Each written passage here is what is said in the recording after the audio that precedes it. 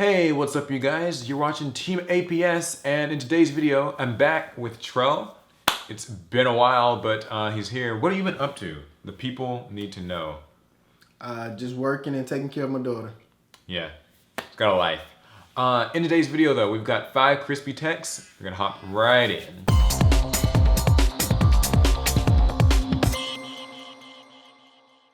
The first one on our list is our homegirl, the road dog, the big Shiva herself, Denko Seka. I remember her. She was, I didn't always like facing her, but she's really good. She's great. I mean, even if I don't have a deck where I run her, she's still one of my favorite cards. Yeah, so basically what is it? She, pretty much, if you control no set cards, your opponent can't activate set cards, and neither player can set any other cards, which is amazing. That's like brutal lockdown, honestly. It is. It's not so great against true Dracos themselves, just because, you know, they can activate things from the deck, and of course they can still tribute face down cards that are already there. Yeah. But but just outside of that, there's just so many things like Solemn Strikes, Stormy Mirror Force, Torrentials, things like just random, just spot removal trap cards that if you can't directly answer to her summon, that they'll be dead and locked out. So now you're stuck in a position to where you have this one monster who actually doesn't really do anything. She's just a level 4, just kind of chilling there. She's just a level 4 light monster that just sits out there just looking at you funny with shades on. But the thing is, it's like as long as she's on the field, all the rest of your traps were shut out. You do nothing. So I mean, and what you got to remember about her too is, if you, like he said, like you have to solemn warning her summon. You can't even like use bottomless and things like that, for example. So it's a way to like bait something like a solemn warning, and solemn strike is useless against her. Right. And so basically once she's made it onto the field, then she has to either be like swung over or things like that. Right. And now a deck that's not as relevant now, but that she works really well against is like Paleozoics. Paleozoics, definitely. I mean, I still feel like Paleozoics. I feel like Paleozoic isn't a horrible deck right now either. So just, I mean, it's actually really good against Barrier Stun too. Yeah, oh god, yeah. I mean, because they can't do anything. Barrier Stun they play like what 4 monsters, 5 monsters, and they set everything. So yeah, I mean that's the thing. Like pretty much just anybody that.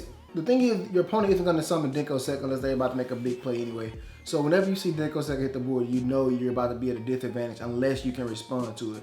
Hand traps don't even mean enough because she's still on the board. She's still going to be stopping you. So. Yeah, definitely really good. Next one for me is going to be Enemy Controller. A card that I actually like.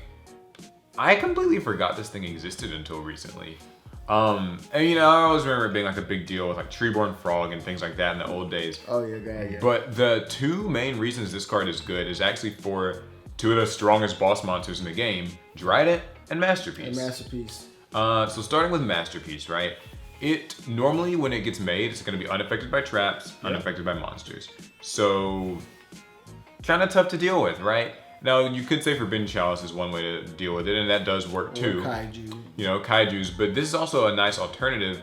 With Enemy Controller, you actually get to steal him, and then you can like pop your opponent's cards, you can, you know, swing with it, you can maybe synchro summon with it if that's a thing, you know, or tribute summon something if your deck has that. And because it's like still going to be affected by spells, this all works just fine. And the same would work for Dryden too, right? Like, you know, same basic idea. Yeah, pretty much. And the great thing about Enemy Controller to me is the fact that it's a quick play.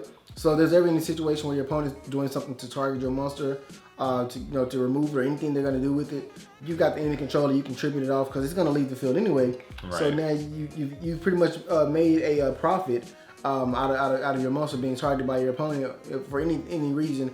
And in essence, you're getting either a True King, either a Dryden or a Masterpiece. And now they've got to debate whether or not they want you to actually get that because they're both live. And like I said, 2 of the most powerful monsters in the game right now. So. And actually, a cool part about Dryden is if you use Enemy Controller and take it, then your opponent, or if you're running Zodiacs, your opponent's Dryden can become your Xyz material. Right, overlay on top. So you can just drop your own Broad Bull, your own, you know, kind of anything else.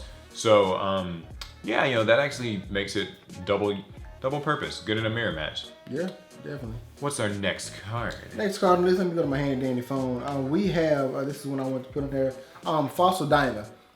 We all know that with the ban list, Vantage Emptiness was gone. And some people said Vantage Emptiness was fair, some people said that it wasn't. I mean, I thought it was good at 1, definitely not at 3. But with that being said, let's be honest. Sometimes you do need something to kind of stalwart your opponent from doing a crap ton of special summoning. Max C's at one, Torrential's a thing, but it's not a big enough thing, especially if your opponent goes first. So it's just one of those things where Fossil Dino is just a dual special summon halter. If you summon it and you can protect it, they're screwed. And if they do go off with their special summons, if they can't deal with a face down monster, you get to blow up the field. So yeah, Fossil Dyna, honestly, the cool thing about it is that unlike, things like Jalgan that are just so small, so little, it actually has like decent stats. What's really cool is, Zodiacs alone can't swing over it. Right, they have to have a Thorblade. The Thorblade is pretty much the only one I think that could. Yeah. Or at least the only accessible one.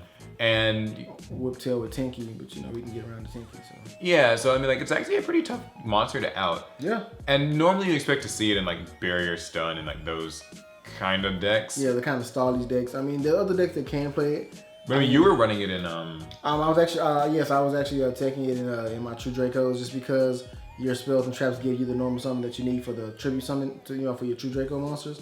Mm-hmm. So you can still just use your regular, your general game mechanic normal summon to summon the Fossil Dyna. So now you've got Dynamite on the field or Masterpiece that's unaffected by things on the field. Plus Dyna is just like... Yeah, plus Fossil Dyna, plus whatever backer you're going to use to protect it so they can't special summon and they can't out the Fossil Dyna. Like, how are they supposed to fight back? Exactly, yeah. And I think what people are misunderstanding, like a lot of the bigger decks in the format is most decks don't do anything without special summoning. Like Zoo is a really good deck, but if Zoo can't special summon, Zoo is very limited on what it can do. So like I said, outside of the Thoroblade actually running over the Fossil Dyna, then Zoo's plays are very lackluster. They have so many combo pieces to push into more combo pieces, but all that revolves around special summoning. We no longer have Vanity's Emptiness anymore, so why not give us something else, Fossil Dyna? Yeah, that's just a really good one. And so my next one is going to be a family of cards, in fact. The Mistaken family. Not what you might be thinking, not the illegitimate family, the Mistaken family. So that includes basically Mistake, Shared Ride, Mistaken Arrest. I felt like it just made sense to just kind of include them all. They all accomplish a similar purpose. There's also, there's actually a redhead stepchild of the Mistaken family that nobody ever mentions, but I like the card. Accusation? Mistaken Accusation. Yeah, that's actually another one. I like it. All these cards do some really cool things. So Mistake itself is just a continuous trap, and it just stops both players from searching cards from their deck to their hand, period, as long as it's in the field. Basically. It's really good because it stays, so it's gonna stick. The only weakness, I guess, is that it's prone to MST, Twin Twisters, things like that. Cosmic Cyclone. Also, you can't search either, so you want to make sure that you're not putting yourself in a hindrance when you activate it. Yeah. True Dracos can actually use this. Because it's continuous. Yeah, continuous trap. They can tribute it off if they ever need to get rid of it. It's as simple as just doing that. Although remember that diagram won't be able to destroy it, even if you wanted to do that. So you have to actually just tribute it straight up for like a Dynamite Night. Right. Next one, Shared Ride. That's the one where it's basically Max C. It's Max C for searching. Yeah, so you activate it anytime your opponent adds a card from their deck or grave to their hand, right? Yeah. You get to draw a card, so very similar. Yeah. I think this would be pretty good against really True Draco and Zoo. They both do a fair bit of adding cards. Extremely. You want to ideally chain it to something too. Right. Chain it to a Tinky, chain it to a Diagram. Just like Max C, you want to get the most plus for it also. Then there's just Mistaken Arrest. It's just till the end of the next turn, right? Yeah, to the end of the next turn. Neither player can add stuff. Just like a one-time use. Yeah. Another quick play. What's Accusation do? Accusation pretty much if your opponent controls more cards than you do, you're gonna target one card in the field, and for the rest of the duel, they can't use any other card with that name effect. So let's say I choose a Dryden on the field. That Dryden is the only Dryden effect that they can use. So even if they summon any more Drydens, even if they recycle that same Dryden back into the deck and summon it again, they're no longer using Dryden. Yeah, they're no longer using Drydens again for the rest of that duel. So.